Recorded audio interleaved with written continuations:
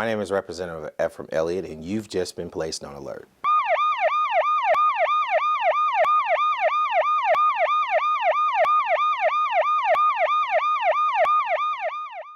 Welcome to the Elliott Alert.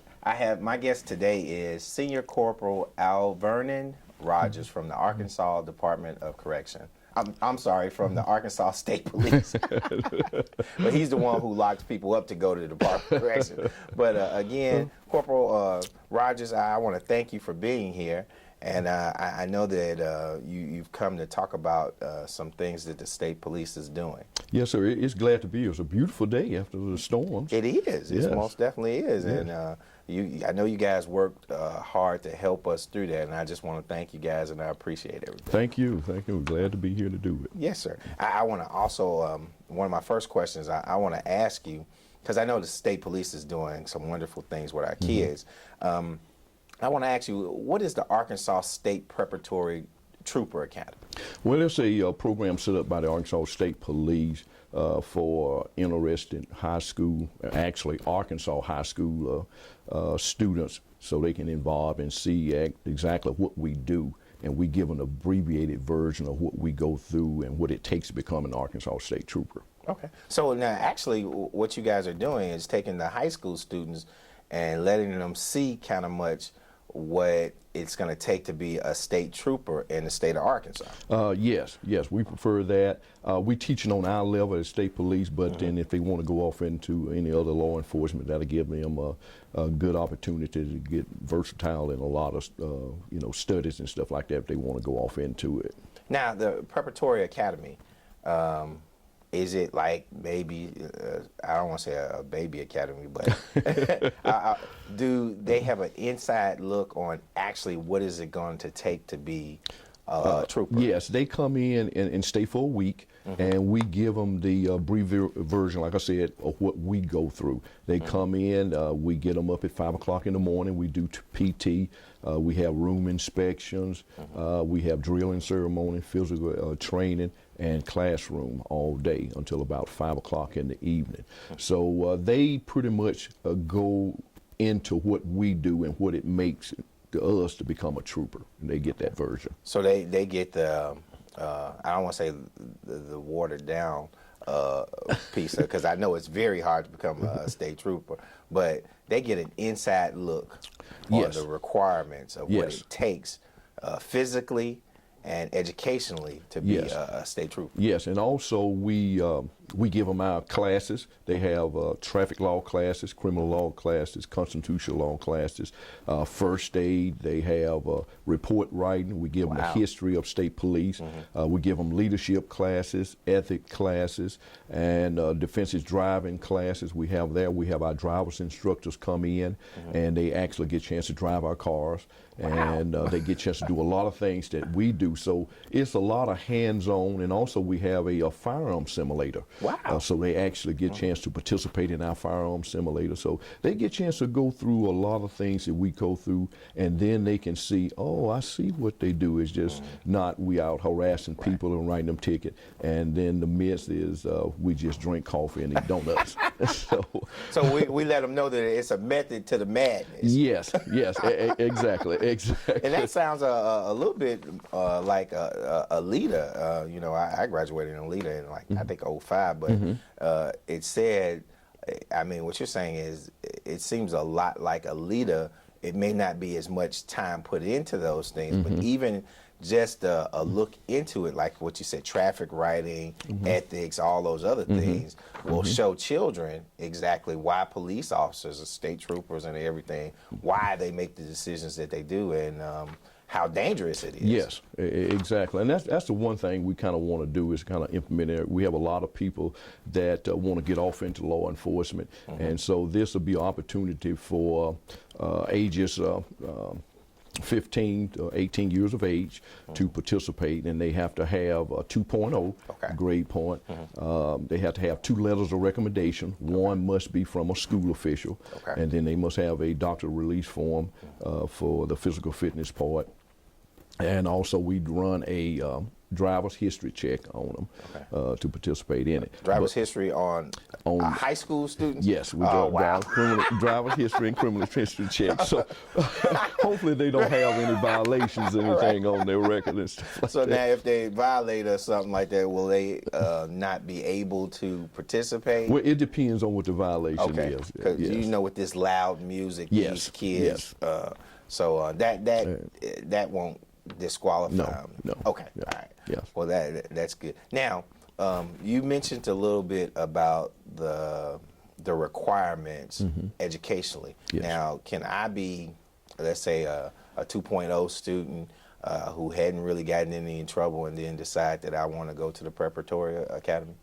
Yes. As a matter of fact, we having a class starts June the 12th through the 17th. Okay. And the deadline is May 21st. So if they're thinking about doing that, they need to get that in as soon as possible, because we're getting a lot of students inquiring about it and want to participate in the program. So like I said, the deadline is May 21st of this month for that class. And they have to have their applications in by May 21st? Yes, they have to have their application in by that time.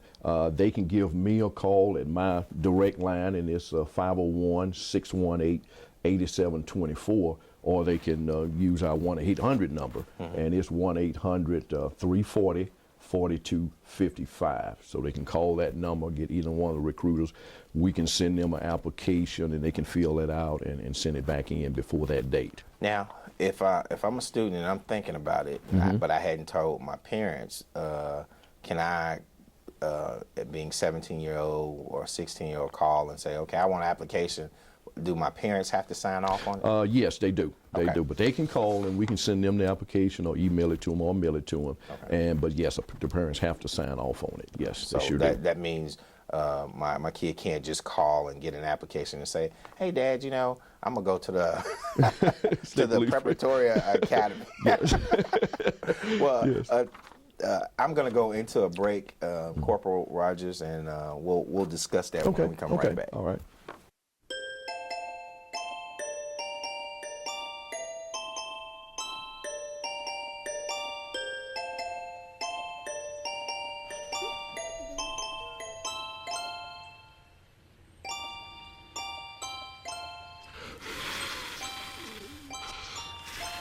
Detalles sencillos tienen el mayor impacto.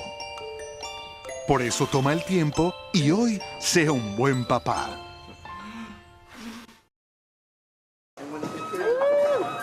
¡Tres! ¡Dos! ¡Campeones!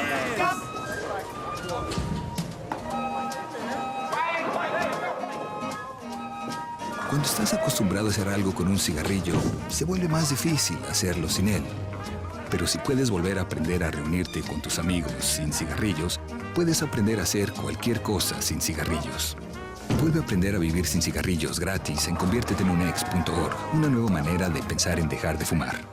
Welcome back to the Elliott Alert. My guest today, again, is Corporal Rogers from the Arkansas State Police. I made a mistake the first time, but, this is my buddy. He's a good guy. And Corporal Rogers, I wanted to ask you, we spoke a little bit about the curriculum. Yes. Can you tell me what's the curriculum that's actually being taught at this preparatory school that will probably get our children ready for law enforcement? Well, we teach all the law enforcement classes, like I said before, criminal law, traffic law, constitutional law. We teach all those classes, plus we teach report writing. Okay. We teach defensive driving. We have a defensive driving class. We teach defensive tactics. Okay. We have that. We have a lot of those classes where we teach that we have in our regular school, that we kind of condense it down into an abbreviated version and give them, so they have a general idea of what they're getting off into. And a lot of the students, they major in criminal justice, right. so that'll get them kind of implemented in what they're going to be looking for, what they're going to be looking forward to in those classes that we'll give, because a lot of them don't realize what all it goes through to have a criminal justice degree. So we kind of teach them a lot of those courses and prepare them for that. Now, when you say about defensive driving, because that's just one of the courses. Yes. Do you guys go into detail, or how much time is spent on defensive driving, and is it an education an educational assessment to why law enforcement and people should have those skills in reference to defensive driving, especially as a teenager. Yes, and we teach a lot of that. We have our driver's instructors. They come in, they're very good.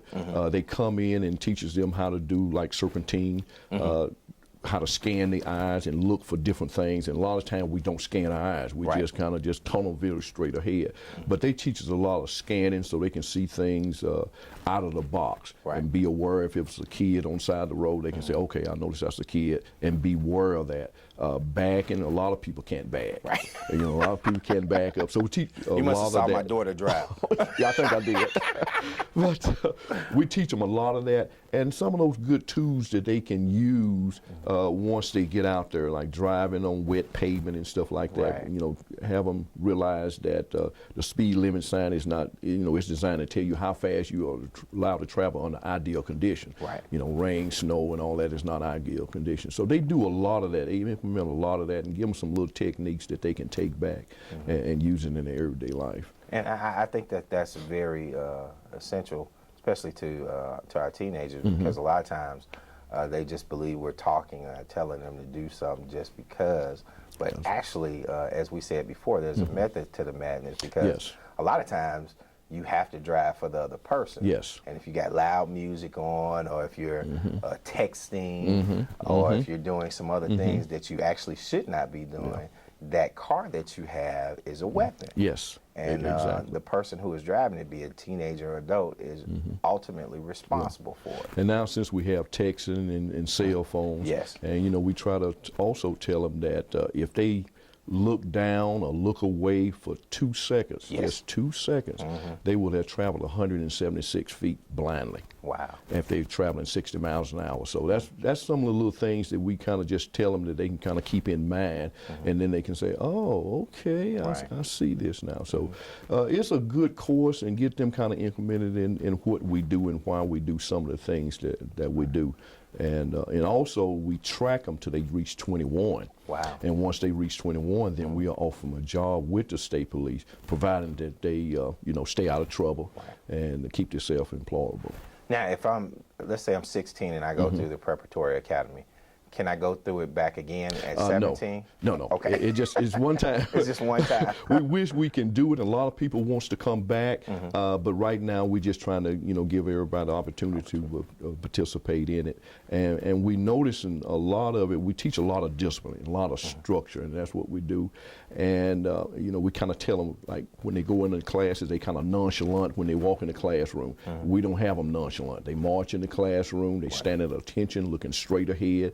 They don't look down, they don't look left, they don't look right, they're looking straight ahead until the instructor or the teacher seats them. And if they don't see them, they still stand there. And then once they go to the dining area, the same thing. They go to the dining area, they stand at attention until we seat them. And when they seat, they eat. So we don't have them talking, conversing back and forth. And later down in the week, and then we just kind of build them back up. And then we start letting them converse with the neighbors, use the cell phone, because we take the cell phones and all that away from them. That's great. So a lot of them don't want to come because of that. So I can't do without my cell phone for you know, one day. But we have them do without them for at least till Thursday. And then we let them call home and use their cell phones and stuff like that. But other than that, they don't. Well, I think that that's a great program, because, number one, we most definitely want to teach our teenagers discipline and why things happen the way they do. But also teaching them that structure is something that they will never, ever forget. And when you were talking in reference to curriculum as well, I think also some of the courses that is taught will teach them more accountability, not to let certain people off in your car, or if you got 3 or 4 people in the car, or if you have illegal substance in the car, how accountable that driver is. So that vaccine education to why law enforcement does what it does, and the structure should also help our teenagers be a better, understand better why. Exactly. And I think that the preparatory school is most definitely a great thing. How long have you guys been doing this? This will be our 7th year. Okay. Doing the class, and it's getting larger each year. Last year we had 33, and these girls and guys from all over the state. Okay. And it looks like we're gonna have about 50 this year. So a lot of them is getting involved. We're going around the state talking to high school students and stuff, and a lot of them are getting involved in it. And a lot of parents, they really love the part that when they return home, they know how to make a bed. Right. That's the main thing. We have a lot of them that never made a bed before, and when they come to our class, they have to clean. They have to clean the room. We inspect the room, and also we inspect them every day. And if the bed is not made up like it's supposed to, of course, we'll turn it upside down, and then they'll have to come back and remake the bed or do some push-ups or sit-up or something like that. Now, in our regular troop school, we throw it out the window, and then they have to come back and remake the bed and type a memo on why that bed wasn't made up to state police standard, and we have a word of the day posted on the bulletin board. They'll have to use that word in their memo. So we kind of do a little abbreviated version with the high school student getting that, but they will know how to make a bed when they leave. Well, that's great. And clean their room. And clean their room. That's great. Yes. Well, we have to go on a break, but I want to go over that when we come back. Okay. You were the last to be born in a family of 7 brothers. That's why you had to sleep on the 7th bunk bed and you developed vertigo. And that's why you couldn't become a pilot and you had to study engineering. You patented 367 inventions, but only 3 made it to market. That's why you don't have an apartment on the 16th floor and you have it on the 5th. But that's where you met Carmen. With her, you had 3 children. The 4th ended up being a dog. Numbers change your life. That's why you should take control of your credit score by paying your bills on time. For more tips, visit numberschangeyourlife.org. Welcome back to the Elliott Alert. I'm here with my good friend Corporal Rogers with the Arkansas State Police.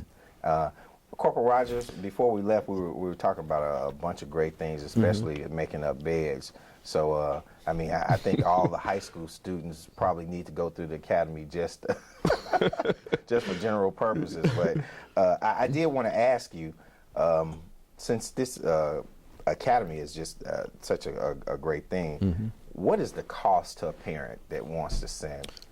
It's absolutely free. It's for that whole time. The it's whole free. time, you don't have to pay anything. So you can't beat that price. Right, you can't be free. You can't beat that with a stick. Right. So the only thing I have to do is help fill out the application, submit the application, and bring my child. Yeah, and meet the requirement. Like I said, they have to have a 2.0. 2.0. They have to be a resident of Arkansas, and then they have to have 2 letters of recommendation, and 1 must be from a school official. Okay. And that's pretty much it. And have a driver's license or permit. Or permit. Yes, or permit. And then where would I take them to? Would I drop them off at the State Police Academy? They will come to our headquarters. Okay. And of course, once they all get there, we'll have a conference with the parents and everything and explain everything, and then we'll just take over from there, and they can come pick them up on Friday. Wow. So now is this academy 2 weeks, 3 weeks? It's 1 week. It's 1 week. 1 week Okay. long at our State Police Academy there on Guyer Springs. Okay. And like I said, everything is free. They get 3 good meals every day: breakfast, lunch, suppers. They have homemade cookies, cakes, all the pork chop, baked pork chops. Right. They love the meals. They 3 good meals a day. So they don't get a menu. They can't choose like they No, they can't choose. Then when they first get there, we don't have them drink any sodas or anything like that. They just straight water, and then after a while, then we'll let them drink some sodas and stuff like that. And like I said, that's where we do our troop school also. Okay. So that again, there's no cost to it to parents. So if your child gets approved for it, as you said, you just have to bring them over to the State Police headquarters. Yes. And you guys take control for that week. Yeah, we take control there. Okay. Now, you mentioned about graduation. What happens after graduation? After graduation, like I said, we track them till they reach 21, and then we'll offer them a job with the State Police as long as they stay out of trouble. Okay. That's what we do. So after they graduate, you guys kind of check in on them, and do you mentor them? Yes, we try to tell them, we give them our numbers and tell them if they want us to come to an event at their school or something like that, we'll be more than happy to do that. And like I said, we encourage them to get a degree. With the state police, you don't have to have a degree, but we encourage them to get one because they get extra money for that degree. Right. It doesn't make any difference what field that degree is in. Okay. So yeah, we track them and try to keep up with them. And when we go to different schools, sometimes we go back to their school, and if they still at that school, we'll have them assist us in talking to the other class members. So that means like after they're finished with the preparatory school, and you guys, are they assigned a mentor or? No, we just kind of check on them. You just kind of check on them. And like I said, a lot of them call us and want us to come visit, their school and participate in some of their activities. And that's great, participate in the activities. Yes. So they'll always have like a state trooper there to kind of mentor and ask questions for, Yes. and to help them prepare to get themselves to become an Arkansas State Police. Yes, and then we have troopers in every county. So if we can't get to a certain county, they can talk to that trooper there, or they give us a call. And of course, we'll travel. Okay. We'll travel anywhere in Arkansas and assist them in any way we can. Oh, that's great. That's great. Now, I want to ask you, after they graduate, can they use letters of recommendation from you guys to get in like colleges or different things? Yes, we encourage them, and a lot of the colleges, we know some of the criminal justice teachers and instructors because we go to those different colleges and talk to them. So we definitely encourage that, so we can go talk to them and tell them which one, what they need to do. Okay, and they could probably use some of that of what they learn into that criminal justice field that they're taking. Yes. So So we touch on a little criminal law and constitutional law, which they probably learn that in college. But a lot of traffic law, they don't teach that in college. So they'll get a chance to implement that traffic law into that criminal law, and they help them out more so. Wow. So what we're actually doing from the age 16 and up is pretty much trying to grow our own in reference to law enforcement. Yes. Yeah, we prepping them, and we prefer, we trying to get them implemented into state police, and we looking for them to come with the state police. But if not, at least we have gave them an insight of what we do and why we do some of the things that we do. So now, if a teenager goes through the preparatory academy, they go to college, they graduate, but they say, okay, I don't want to be a state trooper. Okay. I want to be a Pine Bluff police officer. Can they use that information, the letters of recommendation, to become a Pine Bluff police officer? Yes, exactly. And we have a lot of them, they go into military. Oh, okay. And then after military, they come back and become a trooper. Okay. Yes. So they could actually go into the military and do a couple years and then come out. Now, if a teenager has that and there's another teenager who hadn't been through the preparatory school, are they given preferential treatment? We'll look at that, the one that's been to the preparatory school first. We won't exclude the other one. Right. But we'll give him a first priority because we know his history, we know everything about him, so we're going to give him first priority. Okay. So with the mentorship with the state police, also with going through the academy, and I guess this also kind of gives our kids a heads up on law enforcement, so they can make a conscious decision if they want to go into law enforcement or not, because they've actually had the information or the outlook of how and what law enforcement does. And like I said, we implement that structure and that discipline, and they can use that anywhere. A doctor, a lawyer, teacher, whatever, they can use that. So that's the main thing we're trying to push out and give that information to them. So we prefer if they come state police, but we know it's not for everybody. We realize that, but at least we're going to kind of give them a little get out of the box a little bit and see exactly what we do and why we do some of the things that we do, and they have a different perspective of it. Okay. Well, Corporal Rogers, can you let them know what the number is or the website that they can to call or go to? If they want? Sure. They can give me at my direct line. My number is 501-618-8724, or they can use our toll-free number. It's 1-800-340-5885. 4255. And either one of our recruiters will be more than happy to assist. Okay. And do you guys have a website, or do you just go to Arkansas? Yeah, they can go to our website. It's www.asp.arkansas.gov, and they can go to that website also. Okay. Well, thanks again for all Sure. the wonderful information, Corporal Rogers, and I just want to let you know you've just been placed on alert. Okay, thank you.